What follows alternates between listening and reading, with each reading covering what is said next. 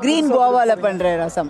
2 மாசத்துக்கு முன்னாடி எந்த பக்கம் திரும்பினாலும் மாங்காய் ரசம் தான் ட்ரெண்டா போச்சு. அதே மாதிரி இன்னும் கொஞ்ச நாள்ல இந்த கொய்யாக்காய் ரசம் ஸ்டார்ட் ஆயிடும்னு நினைக்கிறேன். கொய்யா காயா சூஸ் பண்ணிட்டீங்கன்னா ரொம்ப கசக்கும், அதே மாதிரி பழமும் இனிக்க ஆரம்பிச்சிடும். ஸோ ரொம்ப காயும் இல்லை ரொம்ப பழமும் இல்லை, நடு வகையா எடுத்துக்கோங்க. இப்போ இடிக்கல்ல மிளகு, சீரகம், வரமிளகா, பூண்டு, கருவேப்பிலை, கொத்தமல்லியோட தண்டு, தக்காளி சேர்த்து இடிச்சுக்கலாம்.